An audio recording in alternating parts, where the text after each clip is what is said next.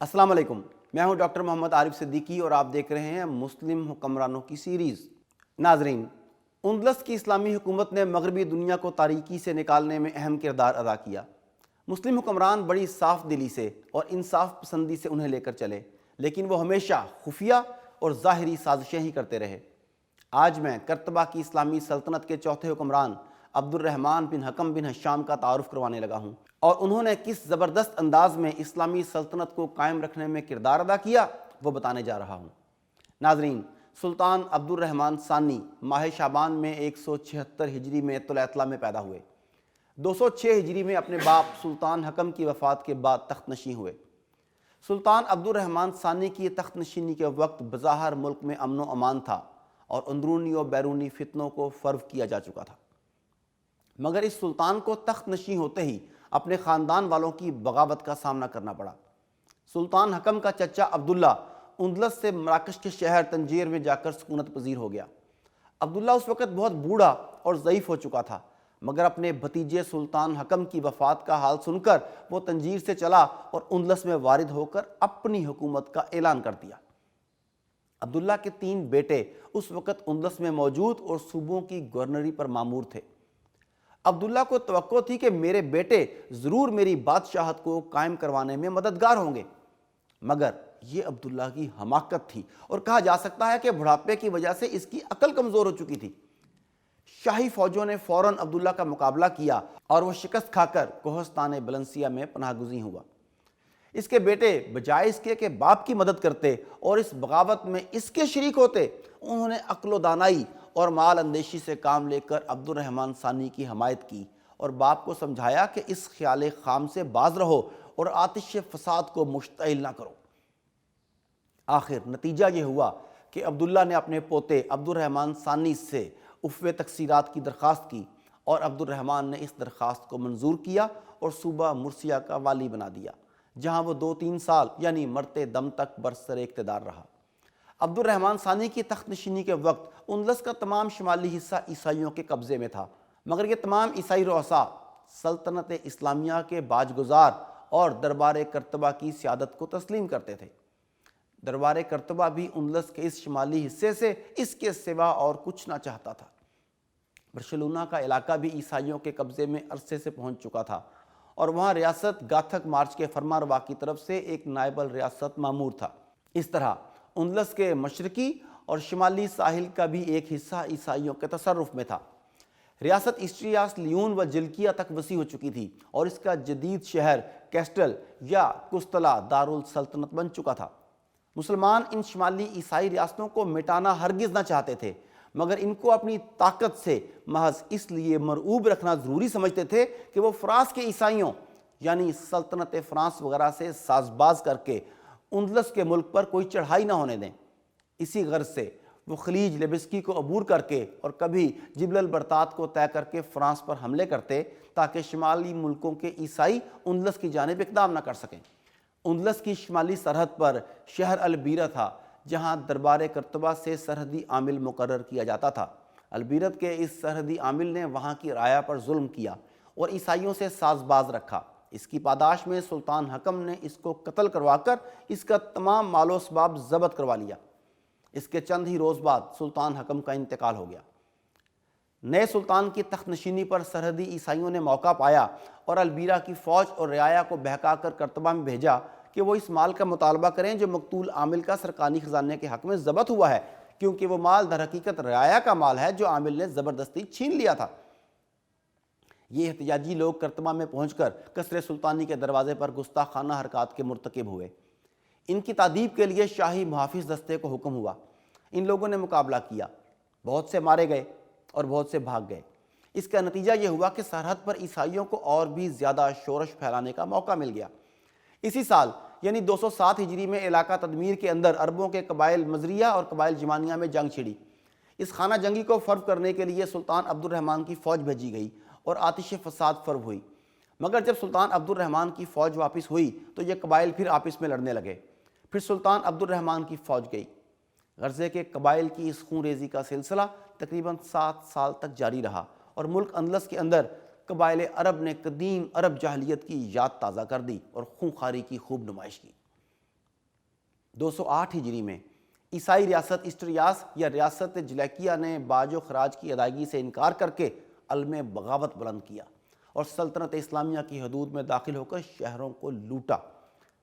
اس خبر کو سن کر سلطان عبد الرحمن ثانی نے اپنے مشہور سپہ سالار عبد الکریم بن عبد الواحد بن مغیث کو معاہ فوج اس طرف روانہ کیا۔ اس بہادر سپہ سالار نے وہاں پہنچ کر عیسائیوں کو شکست پر شکست دے کر بھگایا اور ان کی فوجیں بھاگ کر پہاڑوں میں جا چھپیں۔ عبد الکریم نے عیسائیوں کے سرحدی قلعوں کو مسمار کر کے عیسائی فرمانروا کو مجبور کیا کہ وہ خراج ادا کرے اور آئندہ فرما بردار رہنے کا اقرار کر کے معافی چاہے۔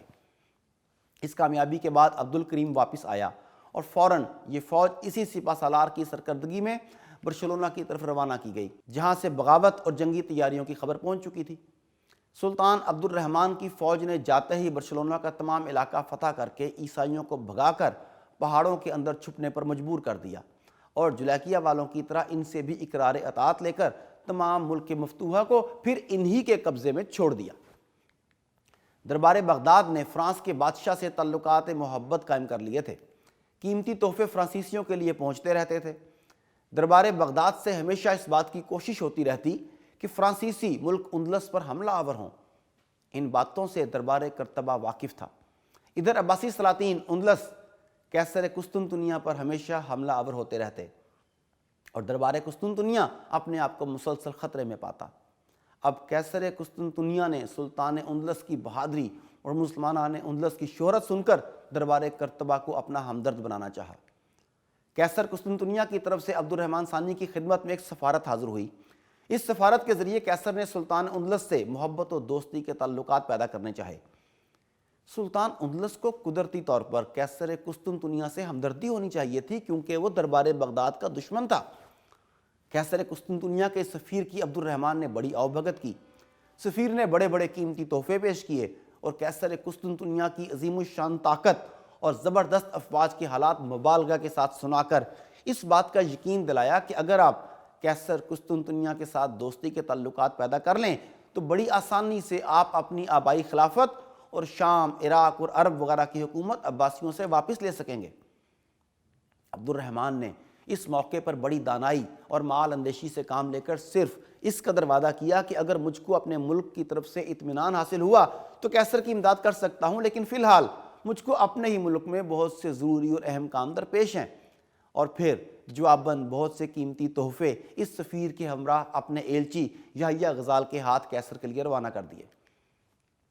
یحییٰ الغزال نے قسطنطنیہ میں آ کر نہایت غور سے وہاں کے حالات کا معائنہ کیا اور اپنے سلطان کی دوستی کا یقین قیصر کو دلا کر واپس ہوا۔ سلطان عبد الرحمن نے ایک مسلمان فرمانروا کے خلاف ایک عیسائی بادشاہ کی روپے یا فوج سے مدد کرنا کسی طرح مناسب نہ سمجھا اور زبانی وعدوں پر ہی سب کچھ ٹال دیا، حالانکہ وہ عباسی خلیفہ عبد الرحمن کا دشمن تھا۔ لیکن سلطان عبد الرحمن نے اپنی دشمنی اور بدلے کو اسلام پر ترجیح نہیں دی، اور یہی ایک مسلم حکمران سے توقع ہوتی ہے کہ وہ اپنی خواہشات کو اللہ کے دین کے تابع رکھے، جیسا کہ عبد الرحمن نے کیا۔ ورنہ عبد الرحمن قیصر کی درخواست کو پورا کرنے کی طاقت ضرور رکھتا تھا، کیونکہ قیصر نے عبد الرحمن ثانی سلطان اندلس سے فوج اور روپیہ مانگا تھا، اور چند ہزار فوج یا چند لاکھ دینار کا بھیج دینا عبد الرحمن ثانی کے لیے بالکل معمولی بات تھی، اور اندلس کی فوج یا خزانے پر اس کا کوئی اثر نہ پڑتا۔ مگر عبد الرحمن کی حمیت اسلامی نے اس کو اس کام سے باز رکھا۔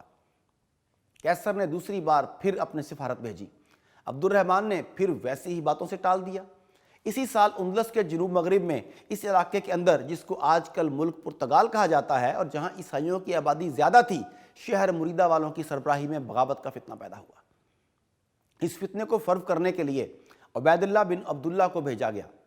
سخت مارکوں کے بعد باغیوں کو شکست ہوئی اور شہر مریدہ کی پناہ گاہ کو منہدم کر کے عبید اللہ واپس آ گیا۔ چند روز کے بعد باغیوں نے پھر سر اٹھایا اور اسے پھر دوبارہ اس طرف جانا پڑا۔ اس مرتبہ بھی بغاوت فرو ہو گئی۔ اس بغاوت کا سبب وہ پادری تھے جو جلیکیہ اور قسطلہ سے یہاں آ کر بغاوت کی ترغیب دینے میں مصروف تھے، کیونکہ شمالی عیسائیوں بالخصوص جلیکیہ والوں کو یہ محسوس ہو چکا تھا کہ مسلمانوں کا اندرونی بغاوتوں اور آپس کی لڑائیوں میں مصروف رہنا ہی ان کی ترقی اور کامیابی کا موجب ہے، اور جب تک یہ لوگ جنوبی علاقوں میں ہنگامے برپا نہ کروا دیں اس وقت تک ان کو مسلمانوں کے خلاف کوشش اور بغاوت نہیں کرنی چاہیے۔ اہل مریدہ کی سرکشیوں اور گستاخیوں کی اب انتہا نہ رہی تھی، کیونکہ انہوں نے اپنے عامل کو بغاوت کر کے اپنے شہر سے نکال دیا تھا اور سلطان کی فوجوں کا 2 مرتبہ مقابلہ کر چکے تھے۔ لہٰذا 213 ہجری میں سلطان عبد الرحمن نے حکم دیا کہ شہر مریدہ کی منہدم شدہ فصیل کے پتھروں کو دریا میں ڈال دو۔ جب اس حکم کی تعمیل عامل مریدہ نے کرنا چاہی تو وہاں کے لوگ پھر باغی ہو گئے۔ انہوں نے اس مرتبہ پھر شہر پر قبضہ کر لیا اور عامل کو وہاں سے خارج ہونا پڑا۔ اہل شہر نے شہر کی منہدم شدہ فصیل کو پھر تعمیل کر لیا اور مقابلے کے لیے مضبوط ہو بیٹھے۔ یہ سن کر تعجب ہوتا ہے کہ یہ بغاوت صرف عیسائیوں تک محدود نہ تھی، بلکہ بڑا حصہ مسلمانوں کا اس میں شریک کار تھا، اور باغیوں کی سرداری محمود بن عبد الجبار کے ہاتھ میں تھی۔ یہ مسلمان عیسائیوں کی ترغیب دینے سے کیوں بغاوت پر آمادہ ہو جاتے تھے؟ اس کا سبب میں آپ کو تھوڑا آگے چل کر بتاتا ہوں۔ بہرحال 217 ہجری تک مریدہ کے مقابل شاہی سپہ سالار مصروف جنگ رہے اور کامیابی حاصل نہ ہو سکی۔ آخر سلطان عبد الرحمن نے خود مریدہ پر فوج کشی کی، مگر اس مرتبہ ابھی شہر فتح نہ ہونے پایا تھا کہ سلطان کو محاصرہ اٹھا کر فوراً کسی ضرورت سے قرطبہ کی جانب واپس آنا پڑا۔ 220 ہجری میں خاص اہتمام سے حملہ کیا گیا اور یہ شہر 7 سال تک ملک اندلس کے درمیانی علاقے میں خود مختار رہنے کے بعد مفتوح ہوا اور سلطان کی طرف سے یہاں عامل مقرر ہوا۔ اہل مریدہ کی اس بغاوت سے بڑھ کر خطرناک بغاوت اب تک ملک اندلس میں نہ ہوئی تھی۔ 40,000 جنگجو پورے طور پر مسلح ہو کر اہل شہر کے پاس موجود تھے۔ ان باغیوں کو ہر قسم کی امداد ریاست اسٹریاس اور جلیکیا سے خفیہ طور پر پہنچ رہی تھی۔ آخری میں جب یہ شہر فتح ہوا اور اس بغاوت کا خاتمہ ہوا تو محمود بن عبد الجبار مریدہ سے فرار ہو کر سیدھا ریاست اسٹریاس پہنچا اور وہاں اس کو ایک قلعہ دار بنا دیا گیا، جہاں وہ 5 سال تک زندہ رہا۔ عیسائیوں کو مسلمانوں کے باغی بنانے میں 2 وجہ سے آسانی ہوئی۔ اول تو یہ کہ اندلس میں عیسائی عورتیں عام طور پر مسلمانوں کے گھروں میں تھیں۔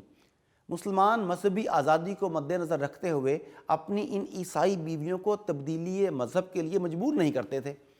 شمالی عیسائی ریاستوں کو چھوڑ کر ان عیسائیوں کو مسلمانوں سے عداوت بلکہ نفرت تھی۔ باقی تمام اندلس کے عیسائی مسلمانوں کے ساتھ نہایت گہرے اور ہمدردانہ تعلقات رکھتے تھے۔ ان عیسائیوں کے ذریعے شمالی ریاستوں کے عیسائی مسلمانوں میں ہر ایک خیال کی بآسانی اشاعت کر سکتے تھے۔ اس مرتبہ یہ مشہور کیا گیا کہ سلطان عبد الرحمن نے زکوٰۃ کے علاوہ جو کوئی اور ٹیکس لگایا ہے، یہ اس ظلم و ستم کی ابتدا ہے جو سلطان اپنی رعایا کے تمام اموال پر قبضہ کرنے کے لیے کرنے والا ہے۔ یہ ایک ایسی بات تھی کہ سب سے پہلے اس پر مسلمانوں کو ہی غصہ آتا تھا۔ بڑھتے بڑھتے اس معمولی سی بات نے وہ صورت اختیار کر لی جس کا ذکر میں کر چکا ہوں۔ سلطان عبد الرحمن ثانی کا عہد حکومت اگرچہ لڑائی جھگڑوں سے خالی نہیں رہا، تاہم اس سلطان نے رفاہ رعایا اور علوم و فنون کی طرف سے غفلت نہیں برتی۔ عبد الرحمن خود نہایت اعلیٰ درجے کا عالم اور فلسفے اور شریعت کا ماہر تھا۔ جامع مسجد کرتبہ میں متعدد کمرے تعمیر کروا کر اس میں اضافہ کیا، بہت سی مسجدیں، پل اور قلعے تعمیر کروائے، نئی سڑکیں نکالیں، مسافروں اور تاجروں کی سہولت کے سامان وہاں پہنچائے۔ سرشتہ تعلیم کی طرف اس کی توجہ ہمیشہ مبذول رہی۔ کسی قصبے اور گاؤں کو مدرسے کے بغیر نہیں چھوڑا۔ ہر ایک شہر اور قصبے میں اپنے عاملوں اور مجسٹریٹوں کے لیے دفتروں اور کچہریوں کے شاندار مکانات تعمیر کروائے اور ہر ایک شہر اور قصبے میں حمام وغیرہ بھی تعمیر کروائے۔ عبد الرحمن ثانی کو آرائش اور شان و شکوہ کا بڑا شوق تھا۔ رعایا کے سامنے عام طور پر بہت کم نکلتا، اکثر رعایا کی نگاہوں سے پوشیدہ رہتا۔ اس کی طبیعت میں رحم و کرم کا مادہ بہت زیادہ تھا۔ سخت سزائیں دینے اور قتل کرانے میں ہمیشہ تعامل کرتا۔ اس کے زمانے میں سلطنت کا خزانہ بہت ترقی کر گیا تھا۔ اس نے پہلے سے زیادہ خوبصورت سکے جاری کروائے۔ دریائے وادی الکبیر کے دونوں کناروں پر کرتبہ کے متصل متعدد باغات میووں کے لگائے اور ان کو عوام کے لیے وقف کر دیا۔ یونانی فلسفے کی کتابوں کے ترجمے کرائے، علمی مجالس مقرر کیں۔ ایک مرتبہ ٹڈی دل کی کثرت نے کھیتوں کو کھا کر صفا چٹ کر دیا اور بارش نہ ہونے کی وجہ سے ملک میں عام طور پر قحط پڑ گیا۔ سلطان نے اس موقع پر رعایا کی بڑی مدد کی اور پھر یہ قاعدہ مقرر کیا کہ غلے کا ایک بڑا ذخیرہ شاہی خزانے سے خرید کر مہیا رکھا جائے تاکہ آئندہ ایسے کسی قحط کی صورت میں عوام کے کام آ سکے۔ بالآخر اس کا بھی وقت سفر آ گیا اور آخر ربیع الثانی کے آخر میں 238 ہجری میں 31 سال چند ماہ حکومت کرنے کے بعد عبد الرحمن ثانی نے وفات پائی۔ ان کے بعد ان کا بیٹا محمد تخت نشین ہوا۔ اللہ تعالیٰ انہیں غریق رحمت کرے۔ آج کے لیے اتنا ہی۔ اگلی ویڈیو میں نئے مسلم حکمران کے تعارف کے ساتھ دوبارہ ملتے ہیں۔ اللہ حافظ۔